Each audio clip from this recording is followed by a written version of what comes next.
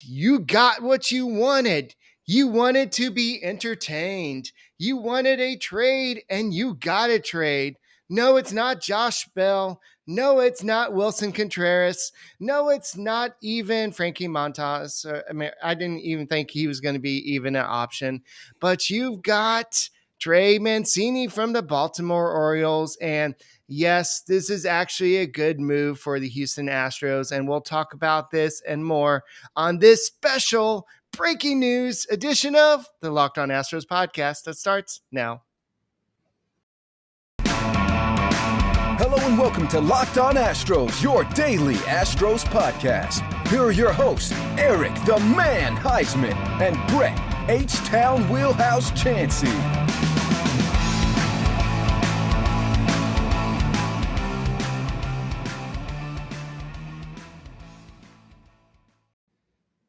We are Locked On Houston Astros, and we hope that you join us for a daily Locked On Astros podcast. My name is Eric Huysman. You can find me on Twitter at Eric Talk Stros. Find the show at Locked On Astros, your team every day. Brett, where can you find you at? You can find me. Sorry. I was sitting here trying to type you because we got some late breaking notes that are going to come in. H-Town Wheelhouse. You can find me at H-Town Wheelhouse on Twitter and Instagram, and at Stros411 on Twitter, Instagram, and Facebook. Always positive, always Stros. And after Eric does the intro, we'll give you another breaking part of this story, and we'll do that. And then after we do that, we'll bring in Connor Newcomb from Locked On Orioles, who has agreed to join us. So, Eric, give them the rest of the information, then we'll get started. All right, so the Astros have acquired Trey Mancini. This is a big-time deal. This is somebody that there's a certain players across baseball that I've always been like, I think that's a future Astro, and this is one of those players that I've always had affinity for. And this is a guy that I've followed his career, especially after he dealt with the illness, and we'll talk to Connor about that in a second. But we don't know the entire detail. But according to Ken Rosenthal, as part of the Trey Mancini deal, it's a three-way deal. Jose Siri is going to the Rays, the Tampa Bay Rays. So the Astros are losing Jose Siri as part of the package. So this is so no Chas McCormick. He was actually replacing Alex Bregman in the lineup today. And so Trey Mancini, somebody who has just 4 years ago, I should say, had 35 home runs, 97 RBIs, batted .291 with the .899 OPS. Last year, he batted .255 with 21 home runs, 71 RBIs, coming back off of his illness. This is a good deal for the Houston Astros. He can play first base. That's where he's played a majority of the season. He can play left field. He's played a handful of games there. He's played majority at DH. And so this is something that we could talk more about Astro specific, about where we're going to play him in a second. But you want to go ahead and bring in Connor? Yeah, let's do that. Let's bring in Connor. Okay, we're both trying to do it at the same time. Yes. All right, so this is Connor Newcomb of the Locked On Orioles podcast, and congratulations for your team on having such a great season, a surprise season. But what can you tell us about Trey Mancini? Can't hear you.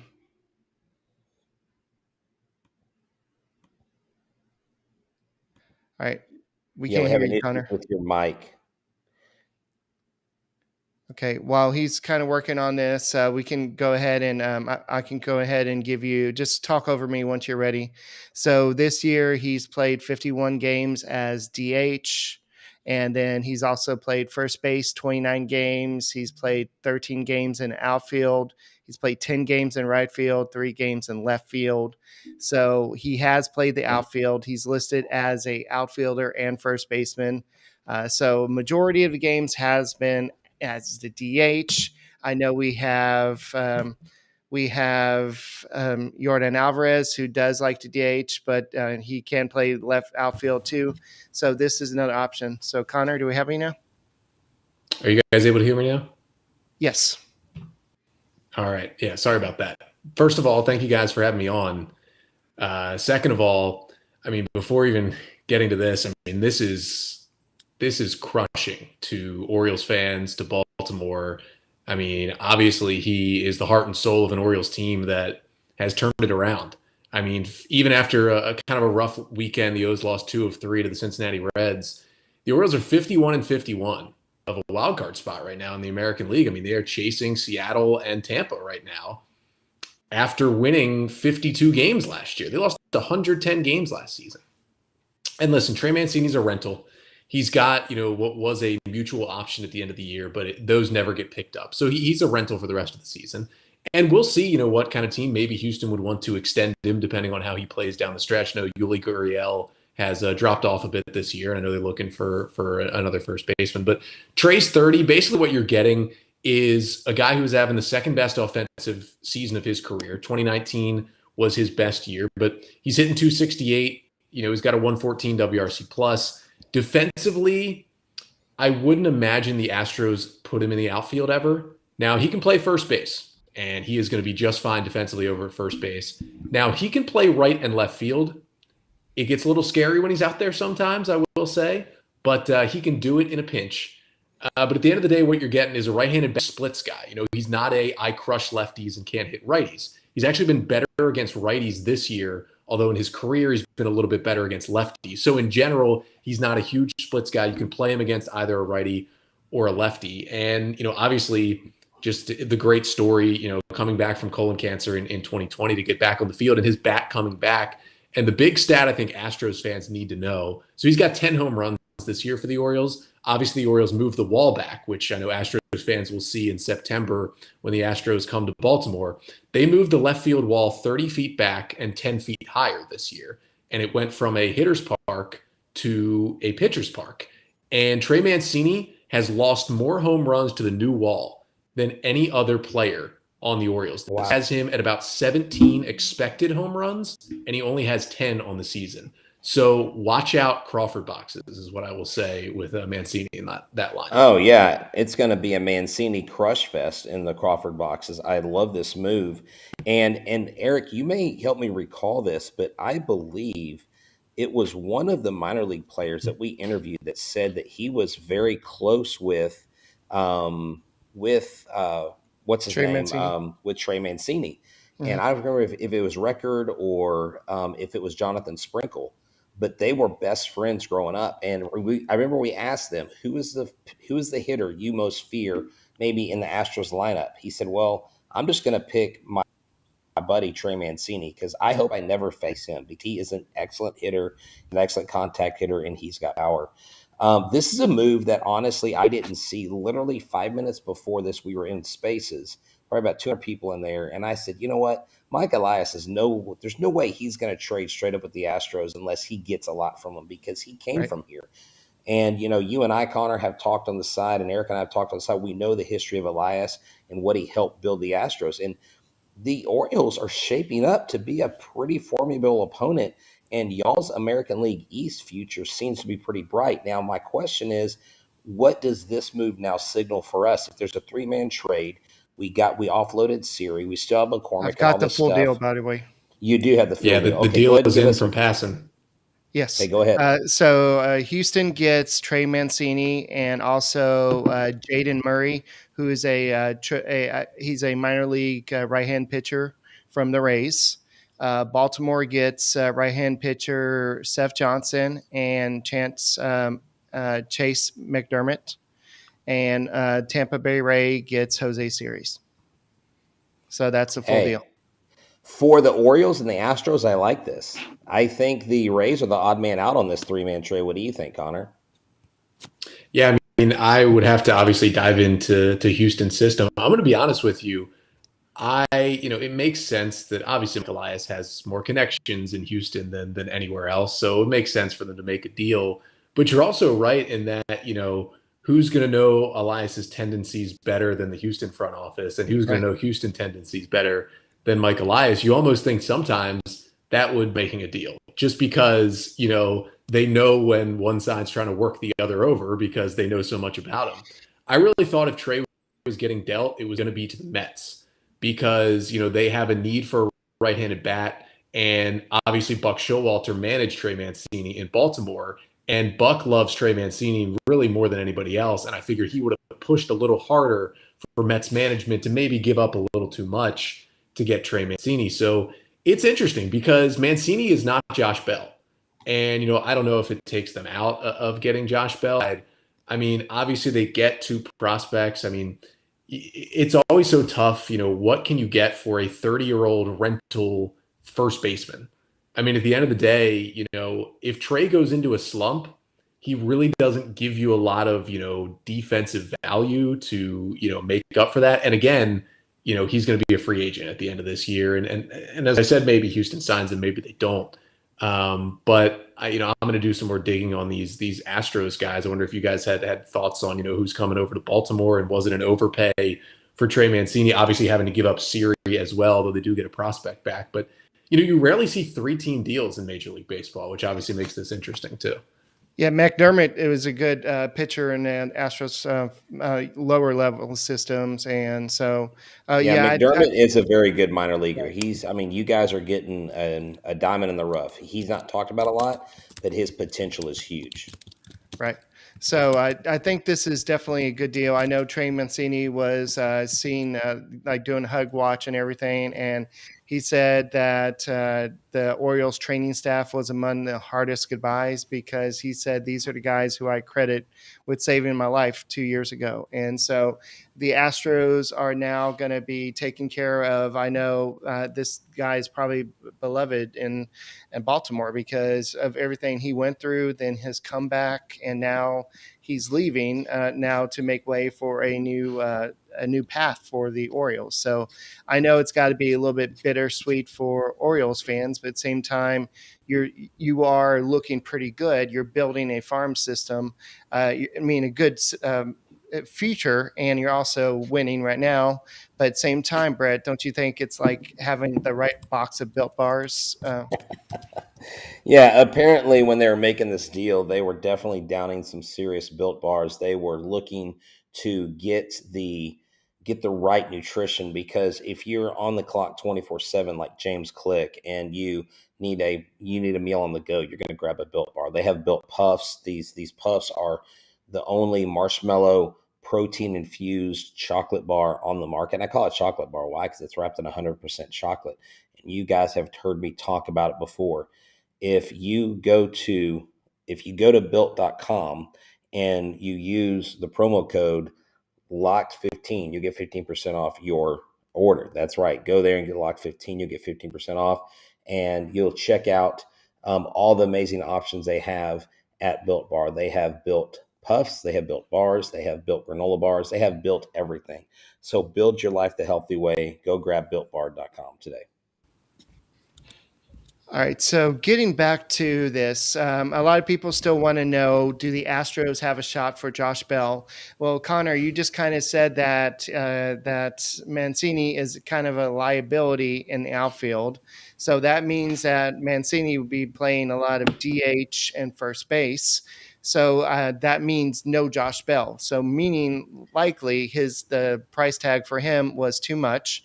The Astros probably liked Jose Siri. He didn't really show a lot with the Astros, but don't doubt him. He had a lot of potential. He had a lot of tools. He just didn't really have a chance, or he didn't get a chance with the Houston Astros. But a lot of teams were after him. The Phillies were after him. A lot of teams. I think I remember seeing that maybe Reds were after him, but not the Reds, but another team were after him. This team, he will have a good future, but just the Astros are wanting to win now. But a team like the Rays, I think they could use a player like him.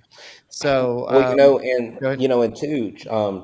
believe Baltimore's up in Arlington right now, right? And so yes. he could easily get on a plane and be here by mid-game. He could be inserted in the lineup as soon as tomorrow or Wednesday against the Red Sox. I don't think this takes the Astros necessarily out of Bell completely. Because Bell's a rental, you could find a place for him in left field if the report on Brantley hasn't come out to us, but they know it's a longer-term deal, like he goes a 60-day IL type of stint, then you're still going to go after somebody else. Also, the Christian Vasquez question still comes up with the catching position. A lot of people in the chat are talking about that. And Christian Vasquez, I think, makes sense. So here's the thing. If you get two, I don't think you get three, but if you get two rentals, the chances are you can sign at least one of those rentals. Now, who knows? Maybe Trey Mancini is the guy that absolutely fits here, the perfect puzzle piece, and you sign him to a deal for 2 or 3 years. You get him on not necessarily a bargain, but you wouldn't have to pay out as much if he's a little bit younger and stuff like that. But he's, I think he offers a solid option.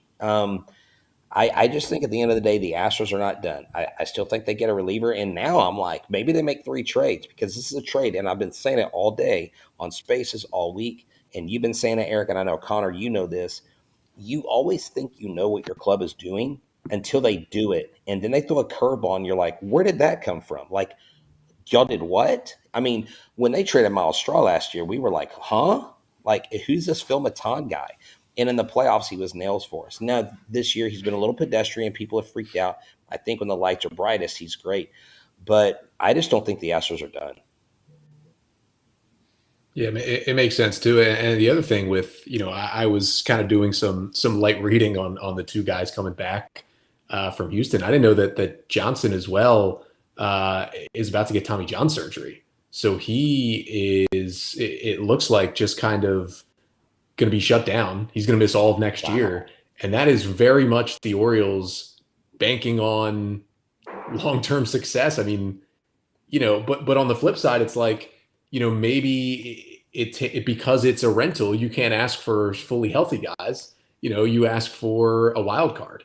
And I know that McDermott has some good strikeout numbers and the Orioles will like that. But I think a part that even hurts the Orioles more, and honestly, on the flip side, was good for the Astros in this deal, is that, if this were the Orioles a year ago, yeah, a guy getting Tommy John and a guy in high A, sure, maybe they'll be ready by the time the Orioles are ready to win.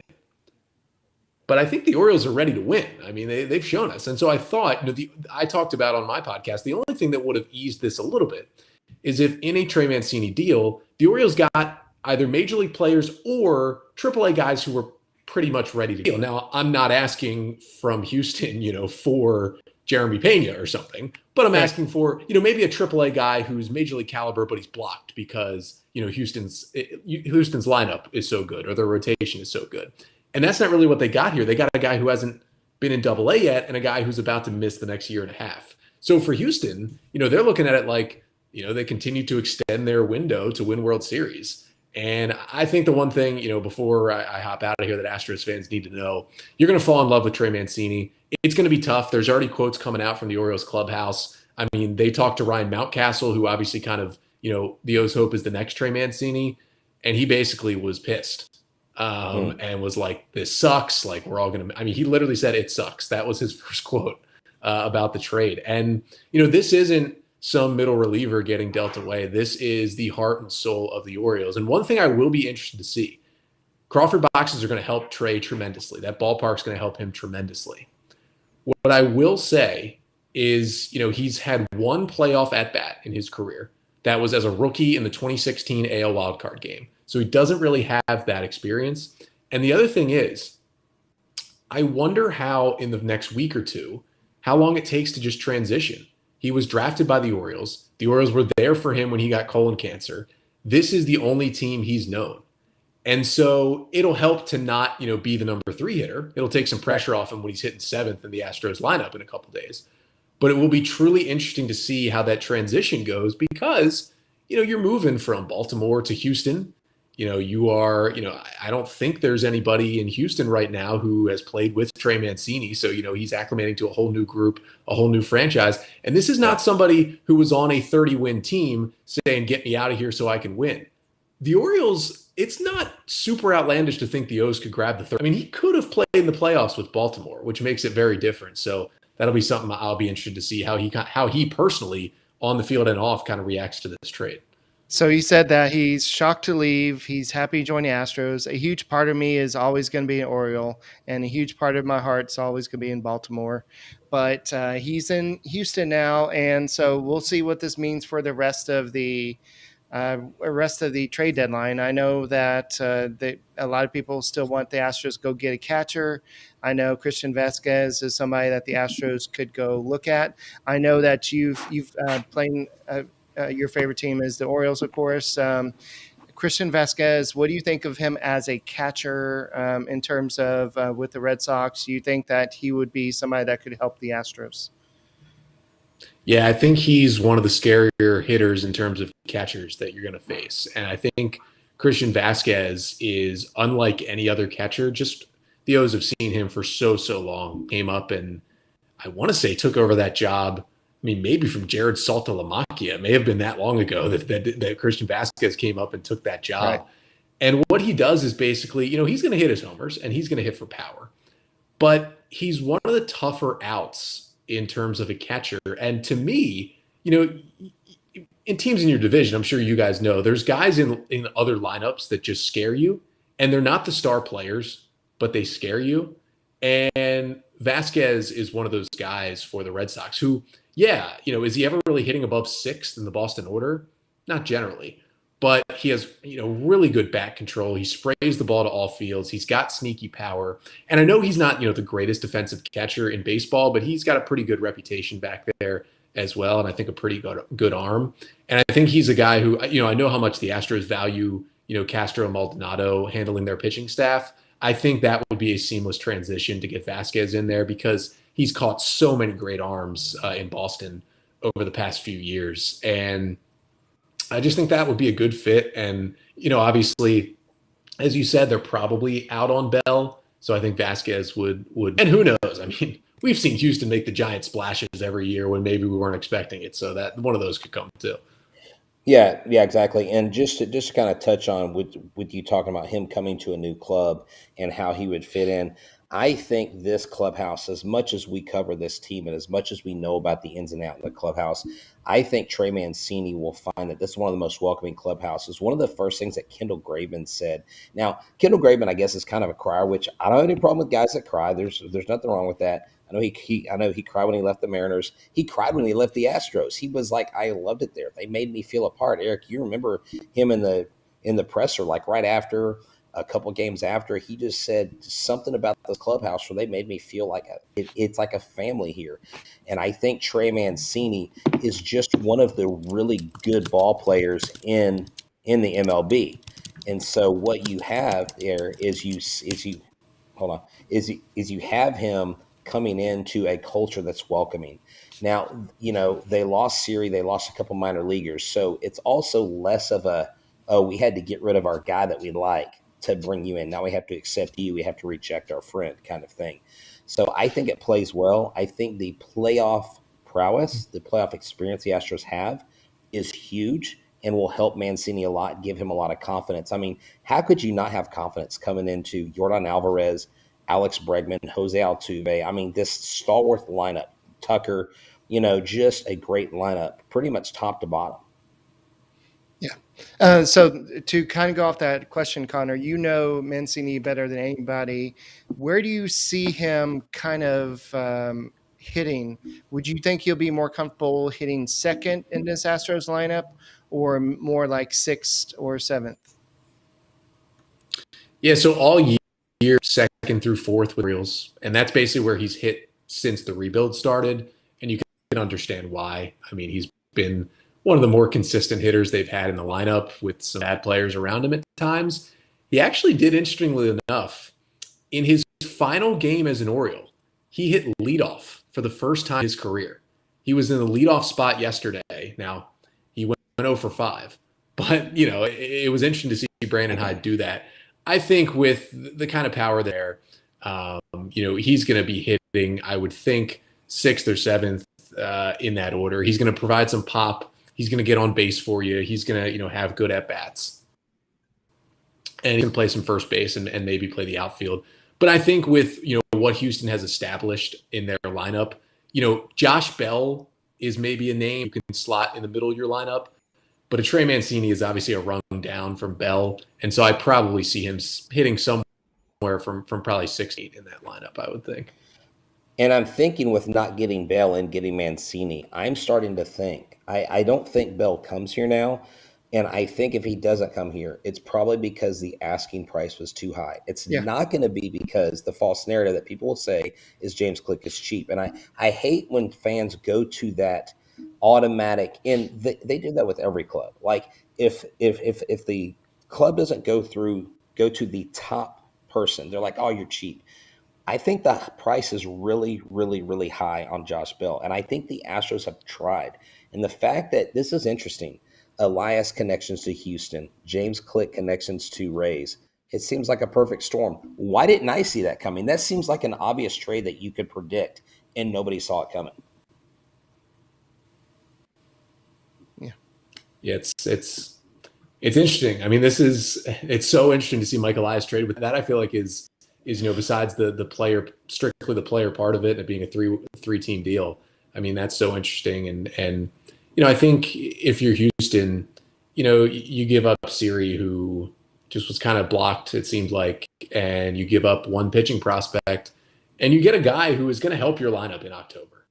I mean, I think that's at the end of the day, he's going to help your lineup in October. When you are, going to New York or whatever it may be, you're going to have Trey Mancini in there. And really the one big thing I would say is I love watching Yuli Gurriel hit, but at this very moment, Trey Mancini over Yuli because it seems like his power's just kind of been zapped. And I think that helps the Astros too. And, Mancini, I wouldn't say is an upgrade defensively, but I don't think you're losing much from Mancini, at least at first base as well. Well, here's the thing. Mancini right now is a -2 defensive runs saved. But hear this, and I don't have the quote, but I'm reading what Sports Talk 790 just posted, the Astros flagship station. Dusty Baker can't comment on the team's acquisition, but says it's been a crazy day, and it could be a crazy day tomorrow too. So it sounds like the Astros they are not done, and I freaking love this. I am like, this is like Christmas in August. This is amazing. I mean, let's go, man. Let's go get this World Series. And hey, maybe one day we'll be playing the Orioles in the ALCS, and you guys can take out the AL East Giants, because they've been there for so long. It's time for us to get some. Yeah, it's time to get a new guard in town for y'all. Yeah. Looking at where Trey Mancini's batted, when he's batted second in the lineup, he's batted .259 with 35 home runs and 109 RBIs. When he's batted third, he's batted .283 with 27 home runs and 84 RBIs. That's where he's played a majority of his career. Like you said, he's played 69 games at batting fourth, 86 games batting fifth, and 74 games batting sixth. I'm sure that was more earlier in his career. So, I'm sure on this Astros team, they're probably going to bat him a little bit further down in the lineup. But I've been thinking maybe unless they just you remember how Yuli's been batting a second recently?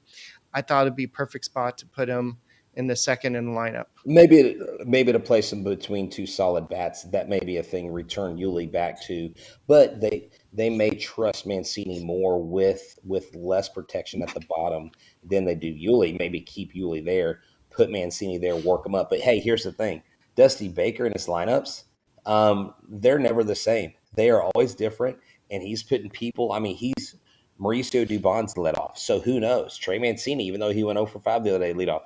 He could lead off. So we don't know what this manager's going to do, and we don't know what else is going to be done. But so y'all need to hold on tight. Man, Connor, thank you so much, dude, for joining us, man.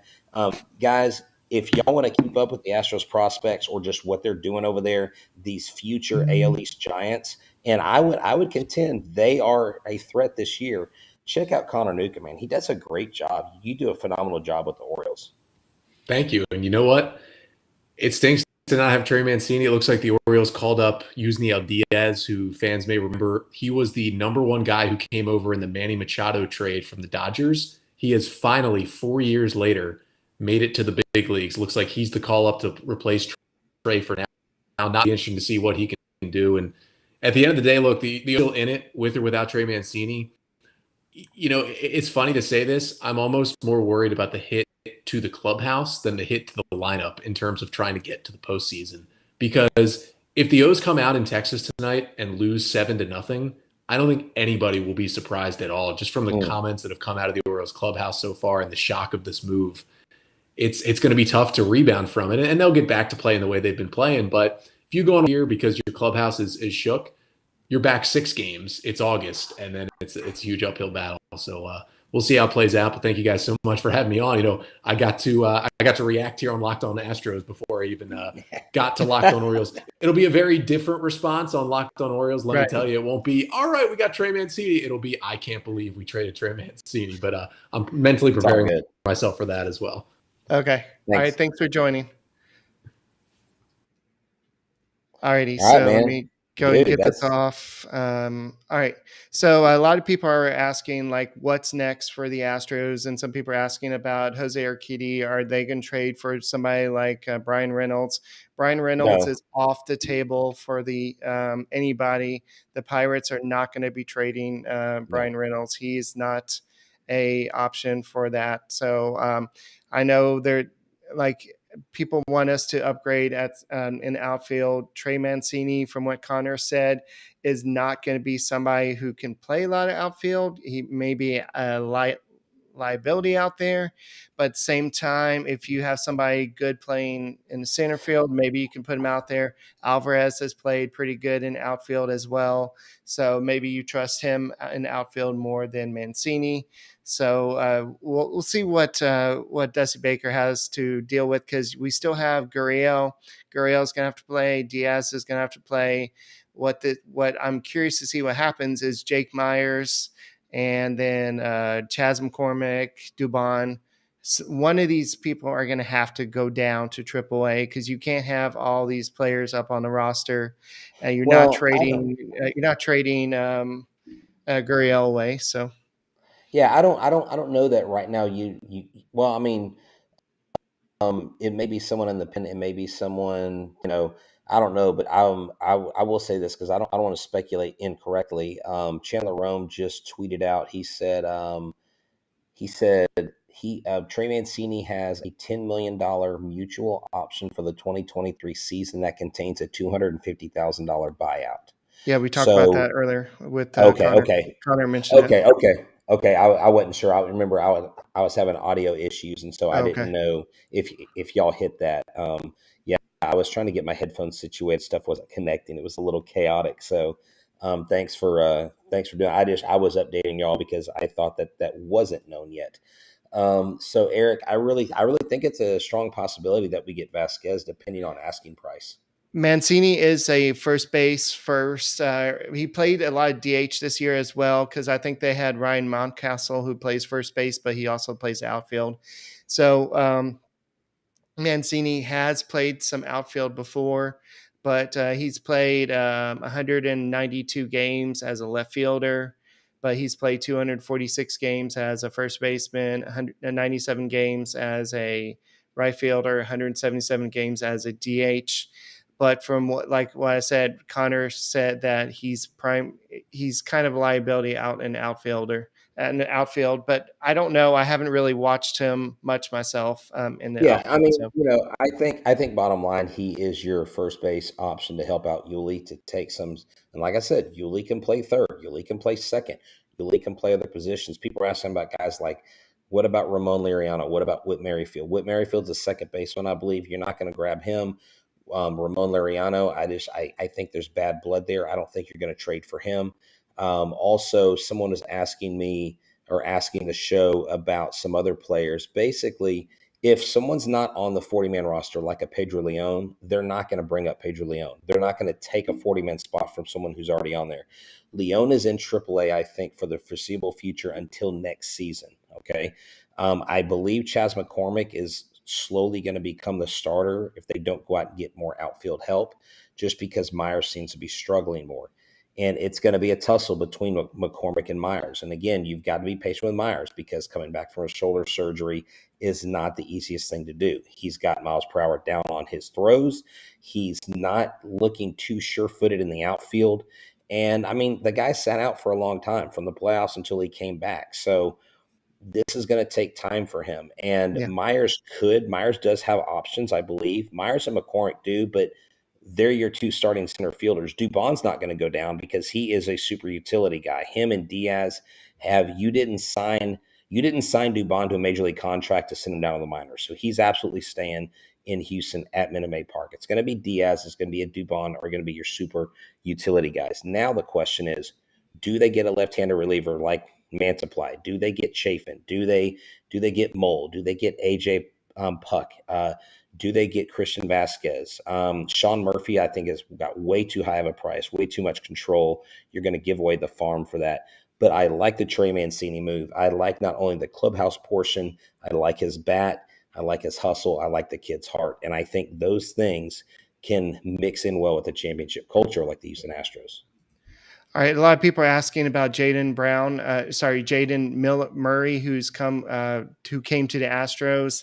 He's gotten all the way up to AAA this year. He hasn't pitched. He only pitched in one game in AAA, but in AA, he had a 2.83 ERA. He was 8-2.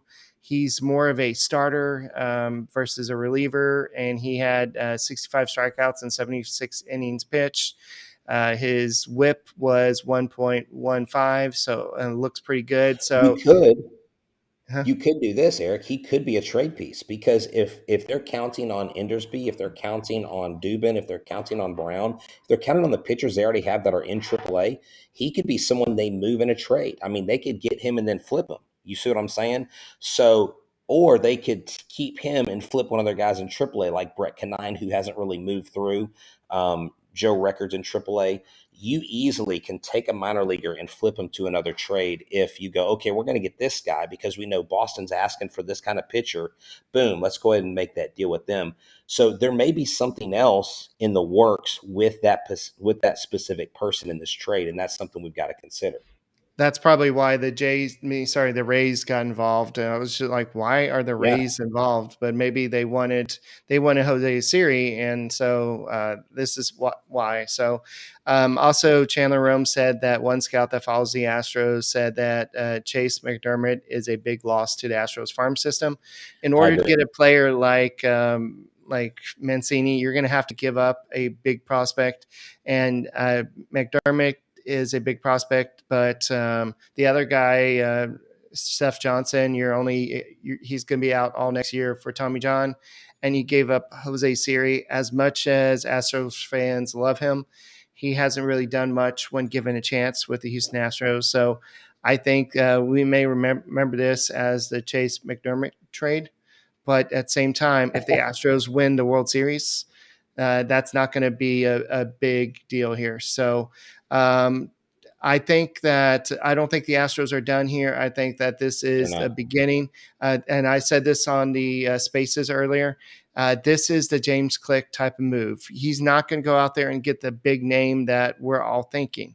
He didn't go out and get the Craig Kimbrell and those big moves that we were all wanting him to make. But he went out and got Trey Mancini. He didn't go out and get Cedric Mullins, but he got Trey Mancini. And so I think this is a good move. We'll see how it all plays out. I think that he's either going to hit second in the lineup or he'll hit sixth or seventh in the lineup. So I think he's going to hit. I think a new guy comes in. I don't think there's any way, unless he's like scorching the earth on fire with his bat. I think he comes in at a 6 or 7 spot. You keep Yuli in that 2 spot because Yuli's heated up.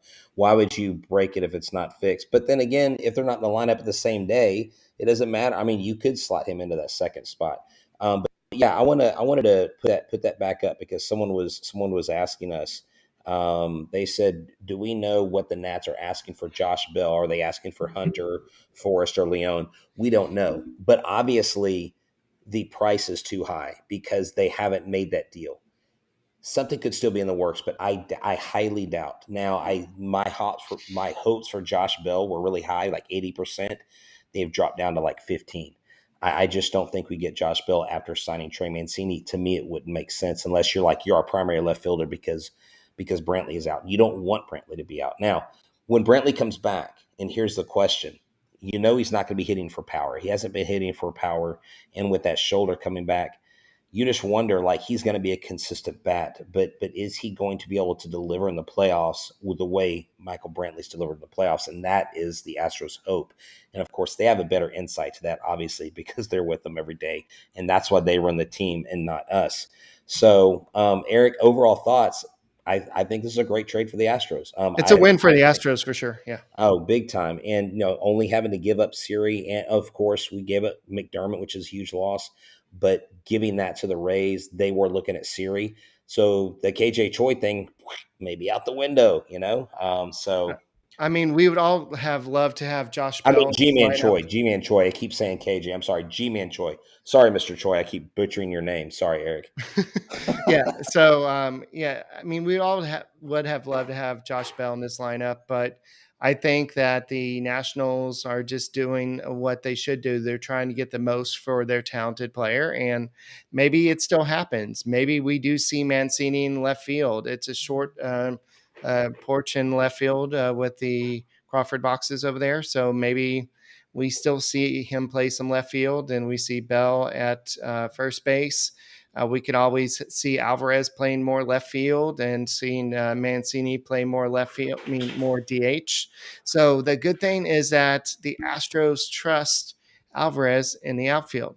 Is he going to get to every ball that a regular outfielder can get to? Maybe not, but he's not a slouch out there. He's got a great arm. He's a big fella. He's got a big stride. He's going to get to most of the balls, but so I think that I don't think the Astros are done. Will they go out and get Christian Vasquez? I don't know. Will they go out and make some type I of kind of deal? hope they do. I hope they do. Just because I just think Wilson Contreras is I think it's a long shot. I just think, and Eric, I think there's a possibility that Wilson Contreras is stewing over this and having this cry fest with him and Ian Happ, and he may not even be gone. Right. And what a weird end of the season that would be for Wilson Contreras. Right. And then you'd be kind of ticked at the management, because the reason why these moves aren't being made is basically the owners or the GMs aren't willing to pony up or aren't willing to come down or make a compromise. So great job, Houston Astros. Great job, James Click. Stop saying he's cheap. Being a GM is extremely hard, and I would much rather our guy make the right moves, calculated moves, than go sell the farm and give away 4 top prospects for one guy that may not have that big of an impact. And Trey Mancini, I think, is good all the way around, on and off the field. So I give the move an A+, man. I love it. Hey guys, we got 626 people watching this live. Please subscribe to us on YouTube. Tell a friend and help us grow. We already broke the 4,000 mark subscribers, and just go ahead and subscribe to us. And when we have breaking news, we'll go ahead and come back on. I know Alex Bregman, his wife was going to labor, and Dusty Baker says he doesn't know if he's going to go on paternity list yet. But knowing Bregman, he'll probably be like, "Okay, bye, honey. I'm going back to work or something." I don't know, man. I don't know. He might surprise you, kind of like the Astros did with Trey Mancini. Bregman may be super dad. And hey, man, welcome to the fraternity. Welcome to the fraternity of dads. It's an amazing thing. There's nothing like being a father. So Jeremiah asked, "Is Bell out of picture?" We have no clue. Nobody knew that Trey Mancini was in the picture. I know we suspected. I'm going to say Bell's out. Bell doesn't make sense now, does he? I mean, think about it. Why would you get 2 first basemen? Right. I mean, Bell has only played 10 games in left field. He's not a part-time left fielder. And you don't need a DH. You've got Yordan Alvarez. You obviously don't want to play him in the left field. Someone said earlier you could move Tucker to center and Mancini to right. I think left field's a little easier to navigate than right field.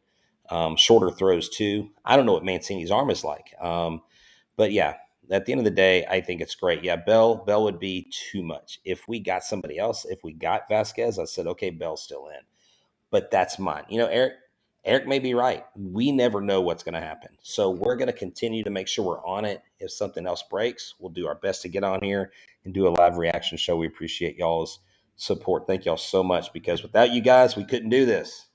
Yeah, and we'll still be doing another podcast later on. So check us out. We'll probably have more reaction from the players on Trey Mancini coming, and more from Dusty Baker when he's allowed to say something about this trade. So my name is Eric Huysman. His name is Brett H. Down Wheelhouse, and we are the Locked On Trey Mancini podcast.